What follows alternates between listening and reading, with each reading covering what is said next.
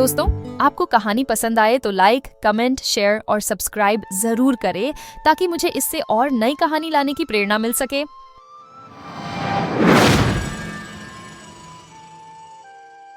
सन 1947-48 का समय था। वह कालखंड जब भारतीय उपमहाद्वीप के बंटवारे की विभीषिका अभी ताजा थी। खून के दरिया बह चुके थे। लाखों लोग अपने घर बार छोड़कर इधर से उधर भटक चुके थे और अब धीरे धीरे जख्मों पर मरहम लगने का दौर शुरू हो रहा था। रावलपिंडी के एक छोटे से कस्बे में, जहां अभी तक विभाजन की दहशत के निशान दिखाई देते थे, लोग धीरे धीरे सामान्य जीवन की ओर लौट रहे थे। परंतु उस दौर में मनोरंजन के साधन बेहद सीमित थे। न तो रेडियो हर घर में था, न ही सिनेमा की पहुंच आम जनता तक थी। उस समय के ग्रामीण और कस्बाई इलाकों में लोगों का मनोरंजन केवल खेल तमाशों, नौटंकी और मदारियों के करतब देखने से होता था। यही वह दौर था जब मदारी, नट, बाजीगर और सपेरे गांव-गांव घूमकर अपनी कला दिखाते थे और बदले में कुछ अनाज, पैसे या कपड़े प्राप्त कर लेते थे। इन्हीं घुमंतू कलाकारों में एक मदारी था, जिसका नाम इतिहास में दर्ज नहीं हुआ, परंतु जिसकी कहानी आज भी उस कस्बे के बुजुर्गों की जुबान पर है। यह मदारी अपने साथ 3 जानवर लेकर आता था। एक छोटी सी चंचल बकरी, एक शरारती बंदर और एक मोटा ताजा विशालकाय रीछ। तीनों ही जानवर उसके हुनर के गवाह थे और मदारी की एक एक अदा को समझते थे। जब मदारी अपनी डुगडुगी बजाता तो दूर दूर से लोग दौड़े चले आते।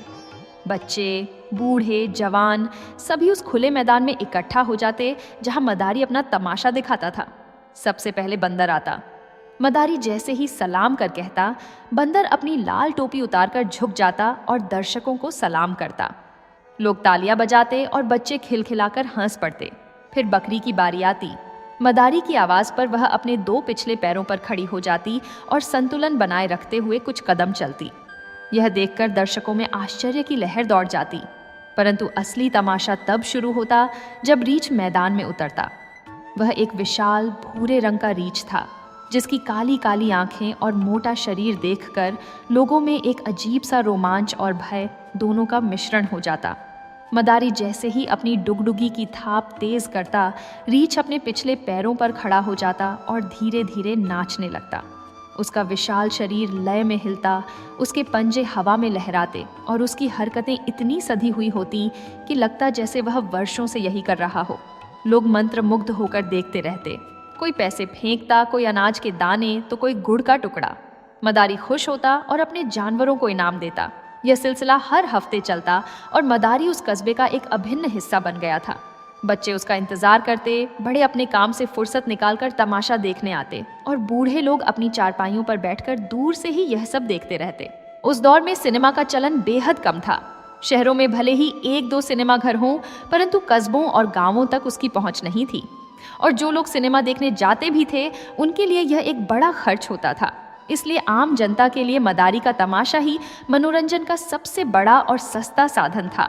यह केवल मनोरंजन नहीं था, बल्कि एक सामाजिक घटना थी, जहां पूरा कस्बा एक साथ इकट्ठा होता, हंसता, ताली बजाता और कुछ पलों के लिए अपनी रोजमर्रा की चिंताओं से मुक्त हो जाता। मदारी स्वयं भी एक रहस्यमय व्यक्ति था।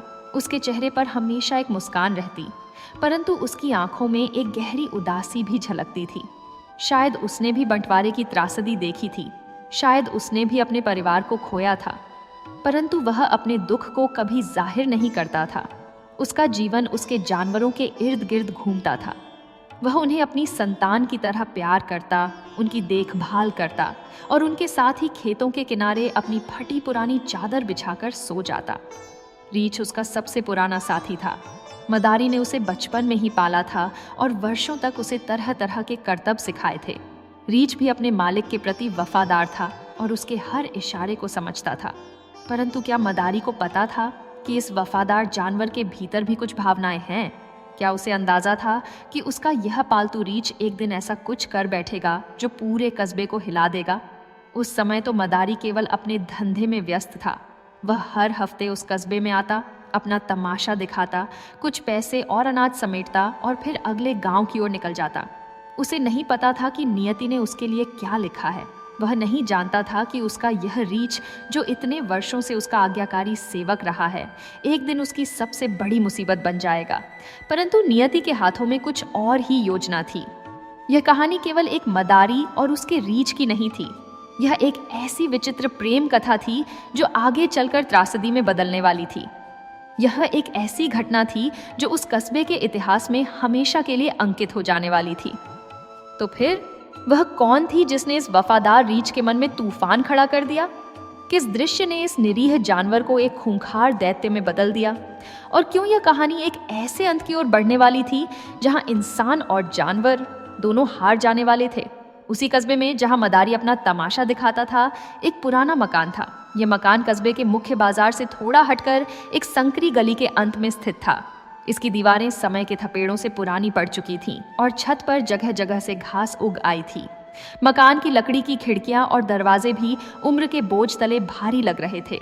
परंतु इस पुरानी हवेली में एक नया जीवन आ चुका था, एक नई नवेली दुल्हन के रूप में, जिसका नाम जरीना था। जरीना बेहद सुंदर थी। उसकी बड़ी बड़ी काली आंखें, गेहूं रंग और मासूम चेहरा देखकर कोई भी मोहित हो सकता था। वह अभी 16-17 बरस की ही थी और उसकी शादी हुए अभी कुछ ही महीने बीते थे।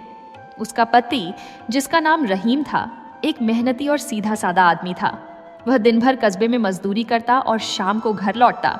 रहीम अपनी पत्नी से बेहद प्यार करता था और उसकी हर जरूरत का ख्याल रखता था। परंतु उस दौर के रीति रिवाजों के अनुसार नई दुल्हन को घर से बाहर निकलने की अनुमति नहीं होती थी। जरीना को भी कड़ी हिदायत थी कि वह घर के बाहर न जाए, बाजार में न जाए और किसी अजनबी से बात न करे। उसकी दुनिया उस पुराने मकान की 4 दीवारों तक सीमित थी। दिन भर वह घर का काम करती, खाना बनाती, कपड़े धोती और शाम को अपने पति के लौटने का इंतजार करती। यह जीवन एकरस और नीरस था, परंतु जरीना ने अपनी किस्मत को मान लिया था। फिर भी जरीना का बचपना अभी पूरी तरह से खत्म नहीं हुआ था। वह अभी भी एक बच्ची थी जो किसी भी नई चीज को देखकर उत्साहित हो जाती थी। उसके मन में खेल तमाशों को देखने की तीव्र इच्छा थी, परंतु घर की 4 दीवारी उसे बांधे रखती थी। वह कभी कभी खिड़की से झांककर बाहर की दुनिया को देखती और सोचती कि काश वह भी बाहर जाकर कुछ देख सकती। और फिर एक दिन जब मदारी पहली बार उस गली में आया और अपनी डुगडुगी बजाई, तो जरीना के कानों में वह आवाज किसी जादू की तरह समा गई। वह रसोई में काम कर रही थी, परंतु जैसे ही डुगडुगी की आवाज सुनाई दी, उसके हाथ रुक गए। उसने कान लगाकर सुना, बच्चों की किलकारियां, लोगों की तालियां और मदारी की आवाजें। उसका मन मचल उठा। जरीना तुरंत सीढ़ियां चढ़कर छत पर भाग गई। छत से नीचे का पूरा दृश्य साफ दिखाई देता था। वहां खुले मैदान में मदारी अपना तमाशा दिखा रहा था। जरीना ने पर्दे के पीछे छुपकर देखना शुरू किया। उसने बंदर को सलाम करते देखा, बकरी को 2 पैरों पर खड़े होकर चलते देखा और फिर उसकी नजर उस विशाल रीछ पर पड़ी। रीछ नाच रहा था। उसका विशाल शरीर लय में हिल रहा था और वह इतनी खूबसूरती से नाच रहा था कि जरीना मुस्कुराए बिना नहीं रह सकी। उसने अपने जीवन में पहली बार कोई ऐसा जानवर देखा था जो इतनी बड़ी बुद्धिमत्ता और कला से नाच सकता हो। उसका मन प्रसन्न हो उठा और वह देर तक छत पर खड़ी रहकर तमाशा देखती रही। जब मदारी का खेल खत्म हुआ और भीड़ तितर बितर हो गई, तब जरीना अनमने मन से नीचे आई। उस दिन उसके चेहरे पर एक अलग चमक थी। उसने अपने पति को शाम को सारी बात बताई और उसकी आंखों में चमक देखकर रहीम को भी खुशी हुई। उसने कहा, अगर तुम्हें अच्छा लगता है तो छत से देख लिया करो, पर बाहर मत जाना। और इस तरह यह सिलसिला शुरू हो गया। जब भी मदारी आता, जरीना डुगडुगी की आवाज सुनते ही अपना काम छोड़कर छत पर भाग जाती। वह पर्दे के पीछे से झांककर तमाशा देखती और बच्चों की तरह खिलखिलाकर हंसती। उसके एकरस जीवन में यह एक छोटी सी खुशी का पल बन गया था। वह हर बार रीछ को नाचते देखती और उसकी हरकतों पर मुग्ध हो जाती। परंतु जरीना को इस बात का जरा भी अंदाजा नहीं था कि छत पर खड़े होकर तमाशा देखना उसकी जिंदगी की सबसे बड़ी भूल साबित होने वाली थी। उसे यह नहीं पता था कि नीचे मैदान में उस विशाल रीछ की नजर भी एक दिन उस पर पड़ने वाली थी। उसे यह भी नहीं मालूम था कि एक जानवर के मन में भी इतनी भावनाएं हो सकती हैं कि वह किसी को देखकर अपनी सुध बुध खो सकता है। जरीना तो बस एक मासूम लड़की थी जिसे खेल तमाशा देखना अच्छा लगता था। उसके मन में कोई बुराई नहीं थी, कोई षड्यंत्र नहीं था। वह तो बस अपने बचपने को जी रही थी, उस छोटी सी खुशी को महसूस कर रही थी जो उसे छत पर खड़े होकर मिलती थी। परंतु नियति को कुछ और ही मंजूर था। कस्बे के लोगों को भी इस बात का जरा भी अंदाजा नहीं था कि मदारी का यह रीछ, जो इतनी वफादारी से अपने मालिक की आज्ञा का पालन करता था, एक दिन सबसे बड़ी मुसीबत बन जाएगा। लोग तो बस तमाशा देखते, ताली बजाते और अपने घर चले जाते। उन्हें क्या पता था कि एक जानवर के मन में क्या चल रहा है। जरीना की जिंदगी अब एक निश्चित क्रम में चल रही थी। सुबह उठना, घर का काम करना, डुगडुगी सुनकर छत पर भाग जाना, तमाशा देखना और फिर वापस अपने काम में लग जाना, यह उसका रोजमर्रा का जीवन बन चुका था। और हर बार जब वह छत पर खड़ी होती, उसका मन प्रसन्न हो जाता। उसे लगता था कि यह छोटी सी खुशी उसके एकरस जीवन में एक रंग भर देती है। परंतु जरीना ने कभी सोचा भी नहीं था कि यह छोटी सी खुशी एक दिन उसकी जान की दुश्मन बन जाएगी। उसने कभी कल्पना भी नहीं की थी कि एक जानवर जो इतनी वफादारी से अपने मालिक की सेवा करता है, एक दिन उसकी जिंदगी में तबाही मचाने वाला है। और सबसे बड़ी बात, उसे यह भी नहीं पता था कि नियति उसके और उस रीछ के बीच एक ऐसी विचित्र कहानी लिख रही थी जो पूरे कस्बे को हिला देने वाली थी। तो क्या होगा जब उस रीछ की नज़र जरीना पर पड़ेगी? क्या होगा जब एक जानवर के मन में किसी इंसान के प्रति कोई अजीब सा आकर्षण जागेगा? और क्या जरीना को पता चलेगा कि छत पर खड़े होकर तमाशा देखना उसकी जिंदगी का सबसे बड़ा खतरा बनने वाला है? दिसंबर का महीना था। रावलपिंडी के उस कस्बे में सर्दी अपने चरम पर थी। रातें बेहद ठंडी होती थीं और दिन में भी धूप की गर्माहट नाम मात्र की ही रहती थी। लोग गर्म कपड़ों में लिपटे रहते और जल्दी जल्दी अपने अपने घरों में दुबक जाते। परंतु मदारी तो घुमंतु था। उसके लिए मौसम कभी बाधा नहीं बना। वह अपने जानवरों के साथ गांव-गांव घूमता रहता और अपनी रोजी रोटी कमाता रहता। उस शाम को सर्दी कुछ ज्यादा ही गहरा गई थी। आसमान में बादल छाए हुए थे और हवा में नमी का एहसास था। परंतु मदारी को अपना तमाशा दिखाना था, क्योंकि कई दिनों से उसे अच्छी कमाई नहीं हुई थी। उसने अपनी डुगडुगी बजाई और धीरे धीरे लोग जमा होने लगे।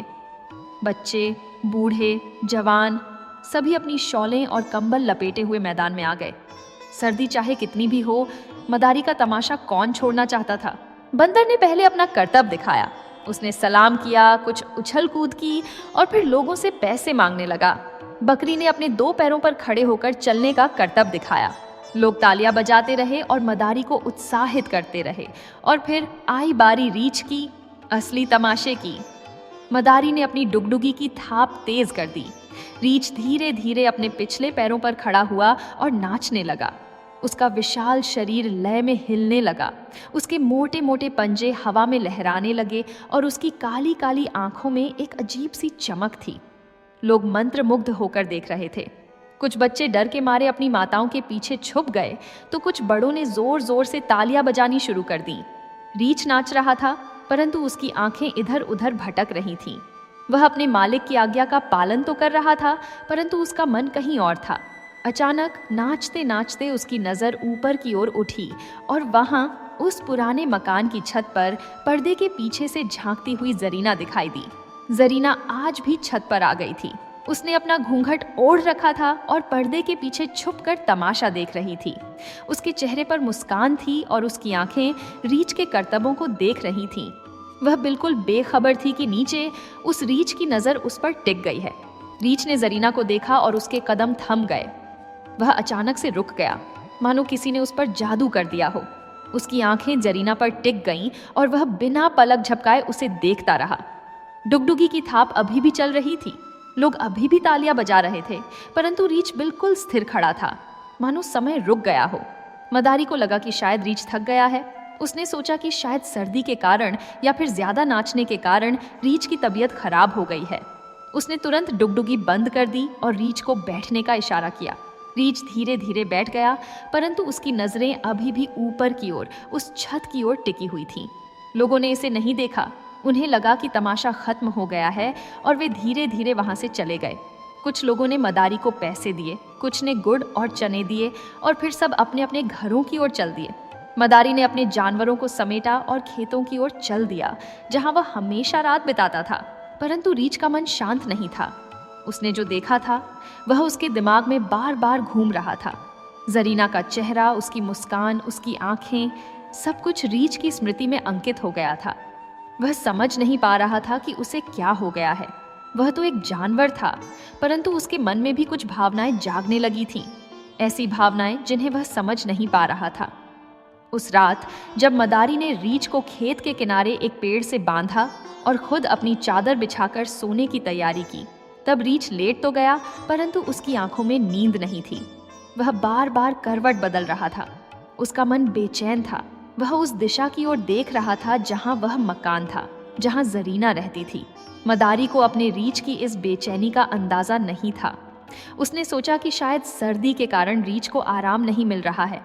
उसने रीछ को थपथपाया और कहा, सो जा, सुबह फिर निकलना है। परंतु रीछ की बेचैनी कम नहीं हुई। वह पूरी रात करवटें बदलता रहा और बार बार उसी दिशा में देखता रहा। जरीना को इस सब का कुछ भी पता नहीं था। वह तो अपने घर में सुरक्षित थी। उसने शाम को अपने पति को बताया कि आज का तमाशा कितना अच्छा था और रीछ कितनी खूबसूरती से नाच रहा था। रहीम ने मुस्कुराते हुए कहा, अच्छा है, तुम्हें खुशी मिलती है तो देख लिया करो। और फिर दोनों ने खाना खाया और सोने चले गए। परंतु उस रात खेतों में बंधा रीछ सो नहीं पा रहा था। उसके मन में एक अजीब सी बेचैनी थी। वह बार बार अपनी रस्सी खींच रहा था और उस दिशा में देख रहा था। उसे समझ नहीं आ रहा था कि उसे क्या हो गया है। वह तो एक साधारण जानवर था, परंतु आज उसके मन में कुछ ऐसा जाग गया था जो उसे समझ नहीं आ रहा था। और यही वह पल था जब नियति ने अपना खेल शुरू किया। यही वह क्षण था जब एक साधारण सी घटना एक भयानक त्रासदी की शुरुआत बन गई। रीछ ने जरीना को देख लिया था और उसके मन में कुछ ऐसा जाग गया था जो आगे चलकर सबके लिए मुसीबत बनने वाला था। क्या रीछ के मन में केवल जिज्ञासा थी या फिर कुछ और? क्या एक जानवर भी किसी इंसान की ओर आकर्षित हो सकता है? और सबसे बड़ा सवाल, क्या यह बेचैनी रीछ को कहीं ले जाने वाली थी? क्या वह अपनी रस्सी तोड़कर उस मकान की ओर जाने की कोशिश करेगा? रात गहरा गई थी। आसमान में तारे टिमटिमा रहे थे और ठंडी हवा के झोंके खेतों में सन्नाटा बिखेर रहे थे। कस्बे के सभी घरों में दिए बुझ चुके थे और लोग अपनी अपनी रजाइयों में दुबक कर सो गए थे। मदारी भी अपनी फटी पुरानी चादर ओढ़कर गहरी नींद में सो रहा था। उसका बंदर और बकरी भी शांति से सो रहे थे। परंतु रीछ, वह अभी भी जाग रहा था। रीछ की आंखों में नींद नहीं थी। उसकी बेचैनी बढ़ती जा रही थी। वह बार बार अपनी रस्सी खींच रहा था और उस दिशा में देख रहा था जहां जरीना का मकान था। उसके मन में केवल एक ही चेहरा घूम रहा था, जरीना का चेहरा। वह समझ नहीं पा रहा था कि उसे क्या हो गया है, परंतु एक अजीब सी खिंचाव उसे उस मकान की ओर ले जा रही थी। आधी रात बीत चुकी थी। रीछ की बेचैनी अब बर्दाश्त से बाहर हो गई। उसने अपनी मोटी रस्सी को अपने दांतों से चबाना शुरू कर दिया। वह रस्सी मोटी और मजबूत थी, परंतु रीछ के तेज दांतों के सामने कुछ भी टिक नहीं सकता था। धीरे धीरे रस्सी के रेशे कमजोर होने लगे और आखिरकार एक जोरदार झटके के साथ रस्सी टूट गई। रीछ अब आजाद था। उसने एक बार अपने सोते हुए मालिक की ओर देखा, फिर बिना कोई आवाज किए वह अंधेरे में उस दिशा की ओर चल पड़ा जहां जरीना का मकान था। उसके भारी भरकम पैर धरती पर गिरते और एक मध्यम आवाज पैदा करते, परंतु रात के सन्नाटे में कोई सुनने वाला नहीं था। रीछ तेजी से चल रहा था। उसे रास्ता पता था क्योंकि उसने शाम को उस मकान को देखा था। वह संकरी गलियों से होता हुआ, अंधेरे में भटकता हुआ आखिरकार उस पुराने मकान के सामने पहुंच गया। मकान की लकड़ी की दीवारें चांदनी में धुंधली दिख रही थीं और दरवाजा बंद था, परंतु रीछ को इससे कोई फर्क नहीं पड़ता था। उसके मन में केवल एक ही इच्छा थी, जरीना को देखने की। रीछ ने दरवाजे के पास जाकर अपने भारी पंजों से जोर जोर से दरवाजे को पीटना शुरू कर दिया। धम धम धम आवाज रात के सन्नाटे में गूंजने लगी। दरवाजा हिलने लगा और उसकी कुंडी खड़खड़ाने लगी। अंदर सो रहे रहीम की नींद टूट गई। उसने चौंक कर आंखें खोली और सुना कोई दरवाजा पीट रहा है। रहीम घबरा गया। उसने सोचा कि शायद कोई डाकू आया है या फिर कोई दुश्मन। उसने अपनी पत्नी जरीना को जगाया और फुसफुसाते हुए कहा, कोई दरवाजा पीट रहा है, तुम यहीं रहो, मैं देखता हूँ। जरीना भी डर गई और अपनी रजाई से बाहर निकली। उसका दिल जोर जोर से धड़कने लगा। रहीम ने एक लाठी उठाई और सावधानी से दरवाजे की ओर बढ़ा। दरवाजा अभी भी जोर जोर से पीटा जा रहा था। उसने हिम्मत करके कुंडी खोली और दरवाजा थोड़ा सा खोलकर बाहर झांका, और जो दृश्य उसने देखा वह उसके खून को जमा देने वाला था। सामने अंधेरे में वह विशाल रीछ खड़ा था। उसकी काली काली आंखें रहीम की ओर देख रही थीं और उसके मुंह से भारी भारी सांसें निकल रही थीं। रहीम के हाथ से लाठी छूट गई और वह डर के मारे कांपने लगा। उसने तुरंत दरवाजा बंद करने की कोशिश की, परंतु रीछ ने अपना भारी पंजा दरवाजे पर मारा और उसे धक्का देकर अंदर घुस गया। रहीम चिल्लाया, जरीना भागो, और वह खुद पीछे हटने लगा। परंतु रीछ का गुस्सा अब 7वें आसमान पर था। उसे रास्ते में रहीम दिख रहा था, वह आदमी जो उसे और जरीना के बीच खड़ा था। रीछ ने एक जोरदार गर्जना की और रहीम की ओर लपका। रहीम ने बचने की कोशिश की, परंतु रीछ बहुत तेज था। उसने अपना विशाल पंजा रहीम की गर्दन पर मारा। पंजा इतने जोर से लगा कि रहीम वहीं गिर पड़ा। उसकी गर्दन से खून बहने लगा और वह दर्द से कराहने लगा। रीछ ने उसे एक बार और मारा और फिर उसे छोड़कर अंदर की ओर बढ़ गया। जरीना अंदर के कमरे में छुपी हुई थी।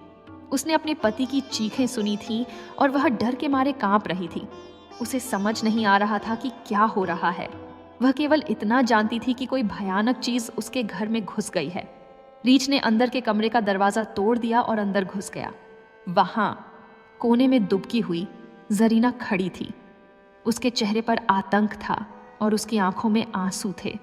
परंतु जब रीछ ने उसे देखा तो उसकी आंखों में कुछ और ही भाव आए। वह गुस्से में नहीं था, वह मानो खुश था। रीछ धीरे धीरे जरीना के पास गया। जरीना चिल्लाई और पीछे हटने लगी, परंतु उसके पीछे दीवार थी। रीछ ने अपने विशाल पंजों से जरीना को पकड़ा, परंतु उसने उसे चोट नहीं पहुंचाई। उसने उसे सावधानी से उठाया, मानो वह कोई नाजुक खिलौना हो। जरीना रो रही थी और चिल्ला रही थी, छोड़ो मुझे, छोड़ो। परंतु रीछ सुनने को तैयार नहीं था। उसने जरीना को कसकर पकड़ा और अंधेरे में भागने लगा। वह दरवाजे से बाहर निकला और गलियों में भागने लगा। पीछे मकान में रहीम दर्द से तड़प रहा था। उसकी गर्दन से खून बह रहा था और वह उठने की कोशिश कर रहा था। उसने अपनी पत्नी की चीखें सुनी थीं और वह जानता था कि उसे बचाना होगा, परंतु उसका शरीर साथ नहीं दे रहा था। वह केवल दर्द से कराह सकता था। रीछ जरीना को लेकर खेतों की ओर भाग रहा था।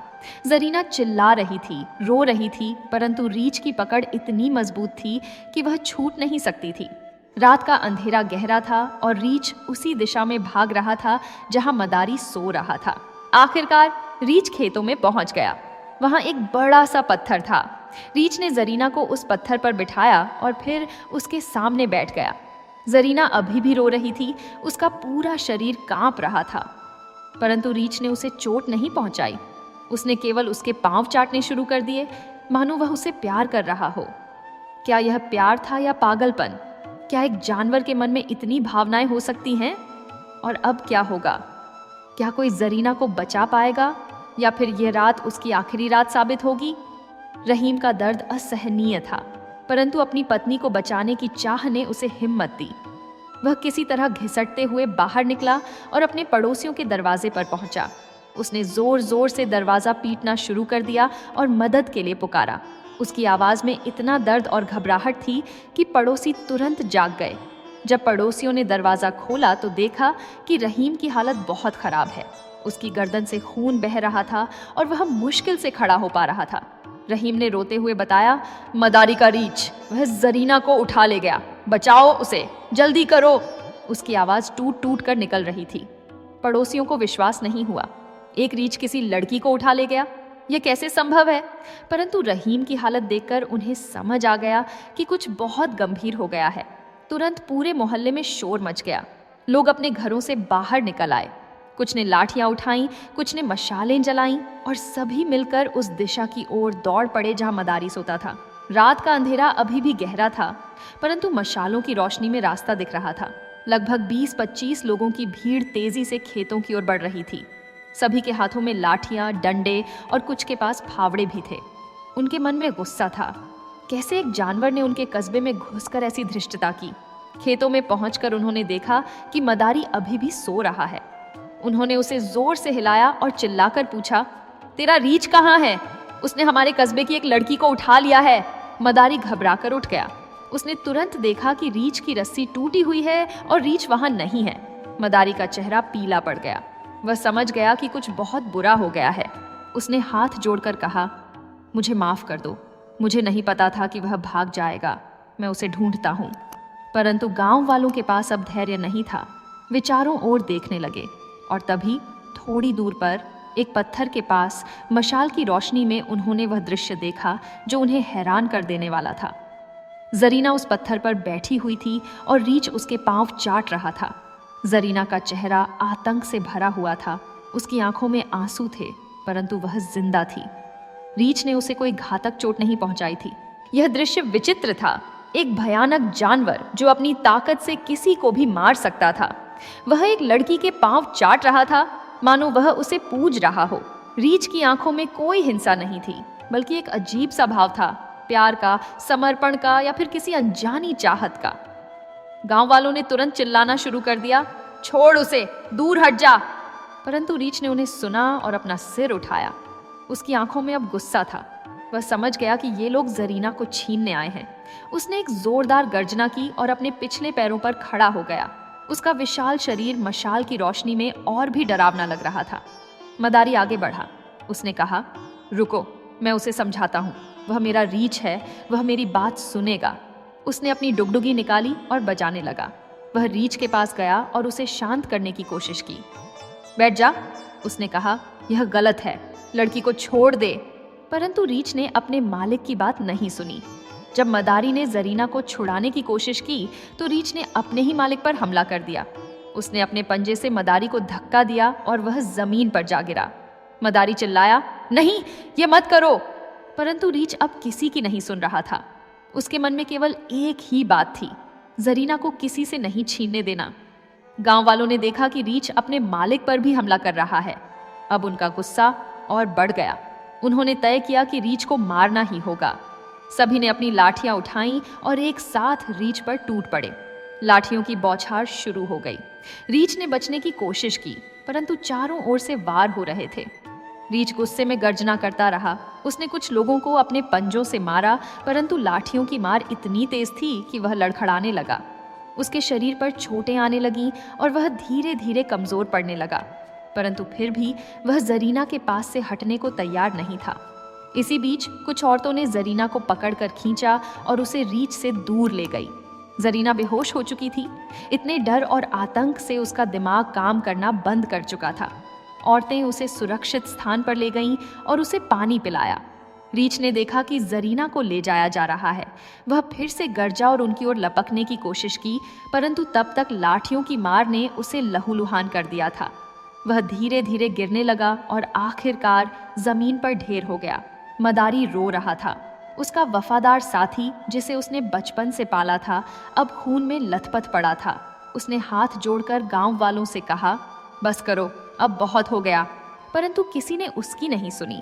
गांव वालों का गुस्सा अभी भी शांत नहीं हुआ था। रीछ अब बुरी तरह घायल था, परंतु वह अभी भी सांस ले रहा था। उसकी आंखें उस दिशा में देख रही थीं जहां जरीना को ले जाया गया था। उसके मन में अभी भी वही चेहरा था, वही मुस्कान, वही आंखें। वह समझ नहीं पा रहा था कि क्या हुआ, परंतु एक बात वह जानता था, उसने जिसे चाहा वह उससे दूर चली गई। क्या यह रीछ की कहानी का अंत था? क्या वह अब मर जाएगा? और सबसे बड़ा सवाल, क्या मदारी को अब इस कस्बे में रहने दिया जाएगा या फिर उसे भी सजा मिलेगी? गांव वालों ने उस रात मदारी को कड़ी चेतावनी दी थी। उन्होंने कहा था, अगर तुम दोबारा इस कस्बे में दिखाई दिए तो तुम्हारी खैर नहीं। तुम्हारे रीछ ने हमारी बेटी को उठा लिया, हमारे भाई को घायल कर दिया। अब भाग जाओ यहाँ से और कभी वापस मत आना। मदारी ने हाथ जोड़कर माफी मांगी थी, अपने घायल रीछ को उठाया था और अंधेरे में ही वहां से चला गया था। रीछ बुरी तरह घायल था, परंतु मरा नहीं था। मदारी ने उसके घावों पर जड़ी बूटियां लगाईं, पट्टियां बांधी और कई दिनों तक उसकी सेवा की। धीरे धीरे रीछ के घाव भरने लगे और वह फिर से चलने फिरने लायक हो गया, परंतु उसके मन के घाव नहीं भरे। उसकी आंखों में अभी भी वही खालीपन था, वही बेचैनी थी। 10 दिन बीत गए। मदारी की आर्थिक स्थिति बहुत खराब हो गई थी। उसके पास खाने के लिए कुछ नहीं बचा था। उसके जानवर भूखे थे और वह खुद भी भूखा था। आसपास के गांवों में जब उसने तमाशा दिखाने की कोशिश की तो उस कस्बे की घटना की खबर पहले ही फैल चुकी थी। लोगों ने उसे भगा दिया। कहीं भी उसे काम नहीं मिला। मजबूरी में भूख से बेहाल होकर मदारी ने फैसला किया कि उसे फिर से उसी कस्बे में जाना होगा। वह जानता था कि यह खतरनाक है, परंतु उसके पास और कोई रास्ता नहीं था। उसने सोचा कि शायद कुछ लोग भूल गए होंगे, शायद कुछ लोग उस पर तरस खाएंगे। आखिरकार वह तो एक गरीब मदारी था, उसका रोजगार यही था। 10वें दिन की शाम को मदारी फिर से उसी कस्बे में पहुंचा। उसके साथ उसका बंदर, बकरी और वह रीछ था। रीछ के घाव अभी भी पूरी तरह नहीं भरे थे, परंतु वह चल फिर सकता था। मदारी ने कस्बे के बाजार से थोड़ा दूर एक खुले मैदान में अपनी डुगडुगी बजाई। आवाज धीमी थी, मानो वह डर रहा हो। कुछ लोगों ने डुगडुगी की आवाज सुनी और देखा कि मदारी वापस आ गया है। कुछ लोग गुस्से में आग बबूला हो गए। उन्होंने कहा, यह बदतमीज फिर से आ गया, इसे भगाओ यहाँ से। कुछ लोगों ने पत्थर भी उठा लिए, परंतु कुछ लोग, खासकर बच्चे और कुछ उत्सुक दर्शक, तमाशा देखने के लिए उत्सुक थे। उन्होंने कहा, अरे एक बार देख तो लें, पिछली बार जो हुआ सो हुआ, पर यह गरीब आदमी है, इसे रोजी रोटी भी तो कमानी है। धीरे धीरे एक छोटी सी भीड़ इकट्ठी हो गई। मदारी ने हिम्मत करके अपना तमाशा शुरू किया। उसका दिल जोर जोर से धड़क रहा था। वह जानता था कि अगर कुछ भी गलत हुआ तो गांव वाले उसे जिंदा नहीं छोड़ेंगे। उसने पहले बंदर का करतब दिखाया। बंदर ने सलाम किया और कुछ उछल कूद की। कुछ लोगों ने तालियां बजाईं। फिर बकरी की बारी आई। बकरी ने अपने 2 पैरों पर खड़े होकर चलने का करतब दिखाया। बच्चे खुश हुए और हंसने लगे। अब तक माहौल थोड़ा सामान्य हो रहा था। मदारी को लगा कि शायद सब ठीक हो जाएगा। और फिर आई बारी रीछ की। मदारी ने अपनी डुगडुगी की थाप तेज की और रीछ को नाचने का इशारा किया। रीछ धीरे धीरे अपने पिछले पैरों पर खड़ा हुआ। उसके घाव अभी भी दर्द कर रहे थे, परंतु उसने नाचना शुरू कर दिया। उसकी हरकतें पहले जैसी चुस्त नहीं थीं, परंतु वह मदारी की आज्ञा का पालन कर रहा था। लोग देख रहे थे। कुछ लोग सतर्क थे, कुछ का हाथ अपनी लाठियों पर था, परंतु अभी तक सब ठीक चल रहा था। रीछ नाच रहा था, डुगडुगी बज रही थी और बच्चे ताली बजा रहे थे। परंतु फिर धीरे धीरे रीछ की नज़र इधर उधर भटकने लगी। वह नाच तो रहा था, परंतु उसकी आंखें उस पुरानी हवेली की ओर देख रही थीं। वही हवेली जहां जरीना रहती थी। उसके मन में फिर से वही चेहरा घूमने लगा, जरीना का चेहरा। उसे उम्मीद थी कि शायद आज भी वह छत पर होगी, परंतु जरीना छत पर नहीं थी। उस रात की घटना के बाद रहीम ने अपनी पत्नी को कड़ी हिदायत दे दी थी कि वह कभी भी छत पर नहीं जाएगी। जरीना खुद भी डर गई थी। उसे अब मदारी के तमाशे में कोई दिलचस्पी नहीं थी। वह घर के अंदर रसोई में थी, डर के मारे कांप रही थी। उसे पता था कि मदारी वापस आ गया है और उसे डर था कि कहीं फिर से वही हादसा न हो जाए। रीछ नाचता रहा, परंतु उसकी आंखें बार बार उसी छत की ओर जाती रहीं। वह इंतजार कर रहा था, शायद जरीना आ जाए, शायद वह फिर से दिख जाए, परंतु छत खाली थी। रीछ की बेचैनी बढ़ने लगी। उसके कदम लड़खड़ाने लगे और उसका ध्यान भटकने लगा। मदारी ने यह देखा और वह घबरा गया। उसने तेजी से डुगडुगी बजाई और रीछ को ध्यान देने का इशारा किया। नाच, ध्यान दे, उसने चिल्लाकर कहा। रीछ ने फिर से नाचना शुरू किया, परंतु उसकी आंखें अभी भी उस हवेली पर टिकी हुई थीं। लोग भी यह देख रहे थे। कुछ लोगों ने फुसफुसाना शुरू कर दिया। देखो, ये रीछ फिर से उसी तरफ देख रहा है, कहीं यह फिर से कुछ कर न दे। कुछ लोग सतर्क हो गए और अपनी लाठियां कसकर पकड़ने लगे। मदारी की घबराहट बढ़ती जा रही थी। उसने जल्दी जल्दी तमाशा खत्म करने का फैसला किया। उसने रीछ को बैठने का इशारा किया। रीछ बैठ गया, परंतु उसकी नजरें अभी भी उस हवेली पर थीं। वह बेचैन था, उसका मन शांत नहीं था। उसे जरीना नहीं दिखी थी और यह बात उसे परेशान कर रही थी। मदारी ने तुरंत पैसे और अनाज समेटा और अपने जानवरों को लेकर वहां से निकलने की तैयारी करने लगा। उसे लग रहा था कि जितनी जल्दी वह यहाँ से निकल जाए उतना ही अच्छा है, परंतु नियति को कुछ और ही मंजूर था। क्या मदारी इस कस्बे से सुरक्षित निकल पाएगा, या फिर रीछ की बेचैनी एक बार फिर विस्फोट करेगी? और जरीना, क्या वह सुरक्षित रहेगी या फिर किस्मत उसे एक बार फिर उस रीछ के सामने खड़ा कर देगी? मदारी तेजी से अपना सामान समेट रहा था। उसका दिल जोर जोर से धड़क रहा था और उसकी आंखों में डर साफ दिखाई दे रहा था। वह अपने बंदर और बकरी को पकड़कर जल्दी से वहां से निकलना चाहता था। रीछ को भी उसने रस्सी से बांधा और खींचने लगा, परंतु रीछ का मन कहीं और था। उसकी नजरें अभी भी उस हवेली पर टिकी हुई थीं। और तभी अचानक, जैसे किसी ने रीछ के अंदर का ज्वालामुखी भड़का दिया हो, वह अपनी रस्सी खींचकर आगे की ओर दौड़ पड़ा। मदारी ने रस्सी पकड़ने की कोशिश की, परंतु रीछ की ताकत इतनी प्रबल थी कि रस्सी उसके हाथों से छूट गई। रीछ तेजी से उस हवेली की ओर भागा। लोग चिल्लाए, पकड़ो उसे, फिर से भाग रहा है। परंतु रीछ इतनी तेजी से भागा कि कोई उसे रोक नहीं सका। वह सीधे उस हवेली के दरवाजे की ओर दौड़ा। दरवाजा बंद नहीं था। रहीम ने सोचा नहीं था कि रीछ दोबारा आ सकता है। रीछ ने एक जोरदार धक्का दिया और दरवाजा खुल गया। अंदर रसोई में जरीना रोटी बना रही थी। उसके हाथों में आटा लगा हुआ था और वह चूल्हे के पास बैठी थी। अचानक दरवाजे के खुलने की आवाज़ सुनकर वह चौंक गई। उसने पीछे मुड़कर देखा और उसकी सांस रुक गई। वहां दरवाजे पर वही रीछ खड़ा था। जरीना की चीख निकल गई, बचाओ, रीछ आ गया। वह तुरंत उठी और अंदर के कमरे की ओर भागी।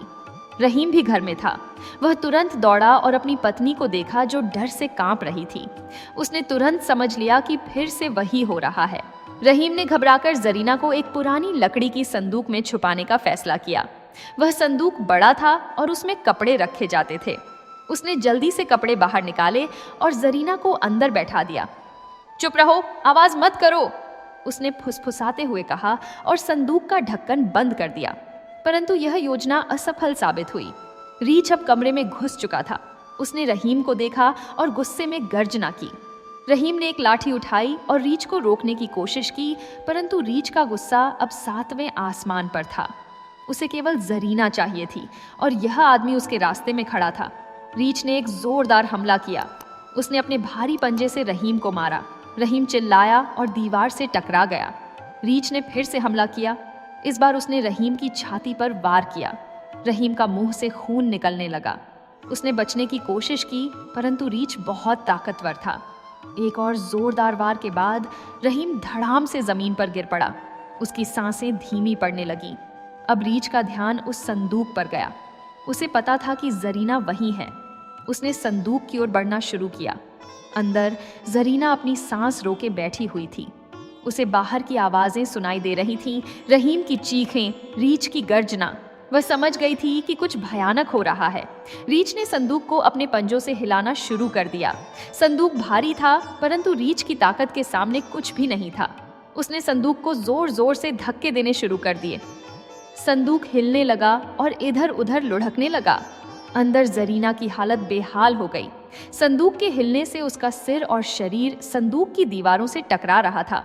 वह चीख रही थी, छोड़ दो, बचाओ मुझे। परंतु बाहर रीछ सुनने को तैयार नहीं था। वह पागलों की तरह संदूक को हिला रहा था। तभी बाहर से गांव वालों की आवाजें आईं। वे दौड़ते हुए हवेली की ओर आ रहे थे। मदारी भी उनके साथ था, हाथ जोड़े हुए। बचा लो उसे, लोग चिल्ला रहे थे। परंतु जब तक वे अंदर पहुंचे तब तक बहुत देर हो चुकी थी। रीछ ने संदूक को इतनी बुरी तरह हिलाया था कि अंदर जरीना का सिर संदूक की दीवार से बार बार टकरा गया था। उसके शरीर को भी गहरी चोटें आई थीं और रहीम, वह पहले से ही जमीन पर पड़ा था। अपने घावों से खून बह रहा था। उसकी सांसें अब बहुत धीमी हो चुकी थीं। गांव वाले अंदर घुसे और उन्होंने यह भयानक दृश्य देखा। रहीम खून में लथपथ पड़ा था और रीछ अभी भी संदूक को हिला रहा था। उन्होंने तुरंत रीछ पर हमला करना शुरू कर दिया। लाठियों की बौछार फिर से शुरू हो गई। रीछ ने इस बार भी लड़ने की कोशिश की। उसने कुछ लोगों को अपने पंजों से मारा, परंतु इस बार लोगों की संख्या बहुत ज्यादा थी। सभी ओर से वार हो रहे थे। रीछ घायल होने लगा, परंतु उसने संदूक को नहीं छोड़ा। आखिरकार कुछ लोगों ने रीछ को धक्का देकर दूर किया और संदूक खोला। जरीना अंदर बेहोश पड़ी थी।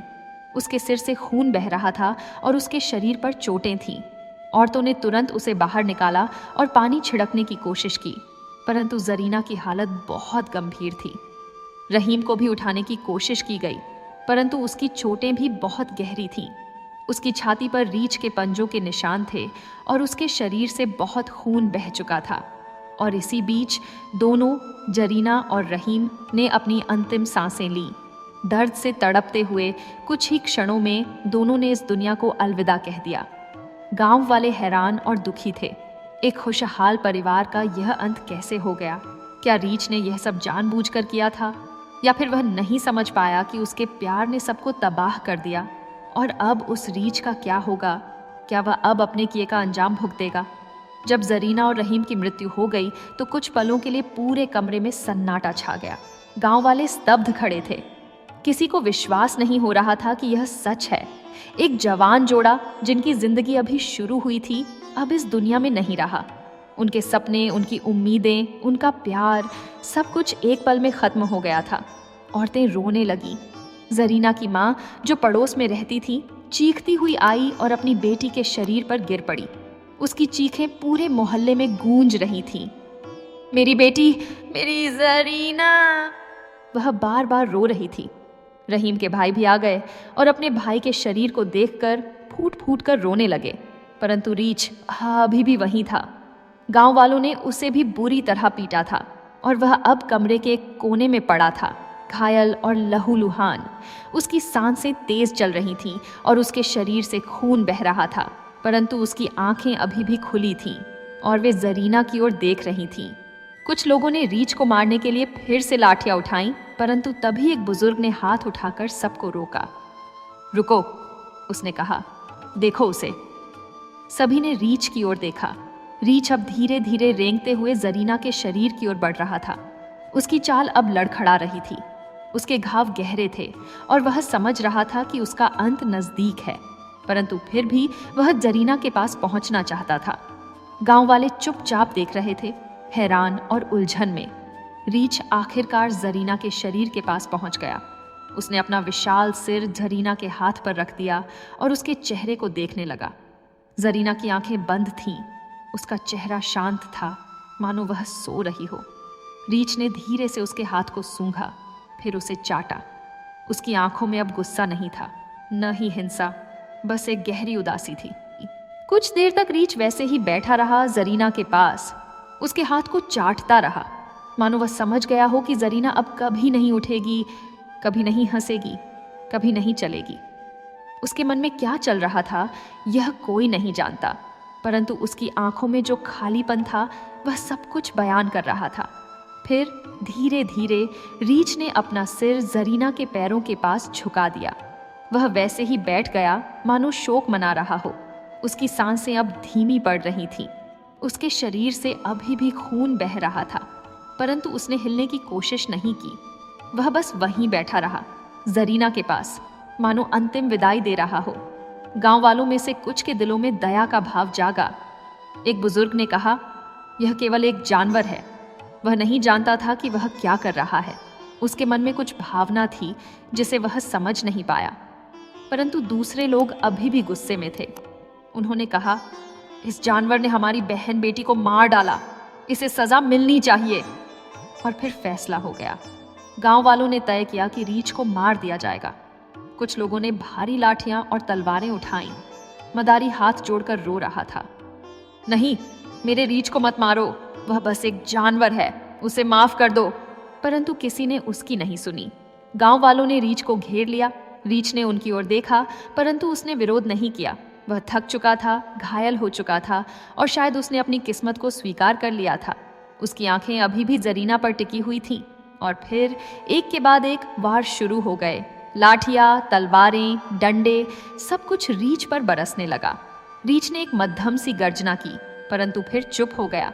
उसने कोई विरोध नहीं किया, कोई हमला नहीं किया। वह बस वहीं पड़ा रहा, वार सहता रहा। मदारी रो रहा था, चिल्ला रहा था, बस करो, बहुत हो गया। परंतु गांव वालों का गुस्सा इतना प्रबल था कि वे रुकने को तैयार नहीं थे। वे तब तक मारते रहे जब तक रीछ की सांसें बंद नहीं हो गईं। आखिरकार रीछ ने अपनी अंतिम सांस ली और शांत हो गया।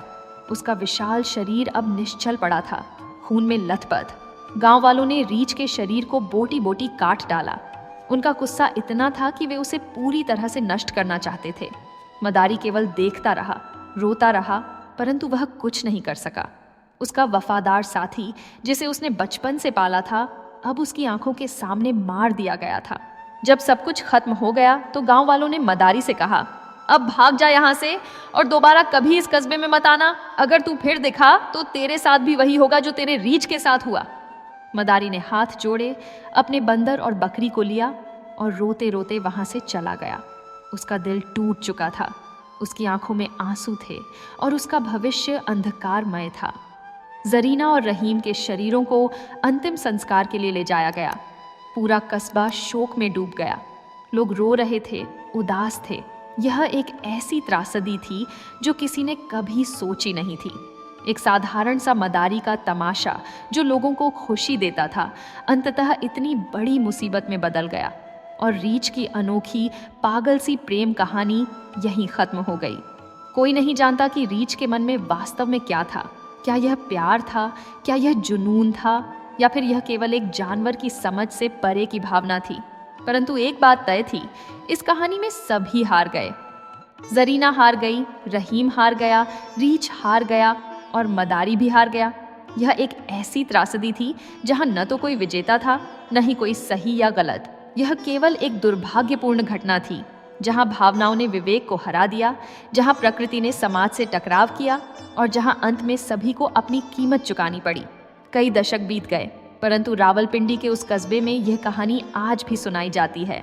बुजुर्ग लोग अभी भी उस रात को याद करते हैं जब एक रीछ ने एक लड़की के लिए सब कुछ खो दिया, अपनी जान, अपने मालिक का भरोसा और अपना अस्तित्व। और जब भी कोई यह कहानी सुनाता है तो सुनने वालों के मन में एक गहरा सवाल उठता है, क्या वह रीछ वास्तव में प्यार में पागल हो गया था? क्या जानवरों के मन में भी इंसानों जैसी भावनाएं हो सकती हैं? और सबसे बड़ा सवाल, क्या इस त्रासदी को टाला जा सकता था या फिर यह नियति का लिखा हुआ था? शायद इन सवालों का कोई जवाब नहीं है, परंतु यह कहानी हमें एक सीख देती है कि कभी कभी भावनाएं इतनी प्रबल हो जाती हैं कि वे विवेक को नष्ट कर देती हैं और अंत में सभी को उसकी कीमत चुकानी पड़ती है। चाहे वह इंसान हो या जानवर, प्रेम और जुनून की कोई सीमा नहीं होती, और जब वे सीमा लांघ जाते हैं तो परिणाम केवल त्रासदी ही होती है। रीछ की यह विचित्र प्रेम कथा यहीं समाप्त होती है। एक ऐसी कहानी जो हमें याद दिलाती है कि कुछ भावनाएं इतनी गहरी होती हैं कि उन्हें समझाया नहीं जा सकता, केवल महसूस किया जा सकता है, और कभी कभी वे भावनाएं विनाश का कारण बन जाती हैं। यदि आपको यह कहानी पसंद आई हो तो कृपया वीडियो को लाइक करें, चैनल को सब्सक्राइब करें और अपनी राय कमेंट में अवश्य दें।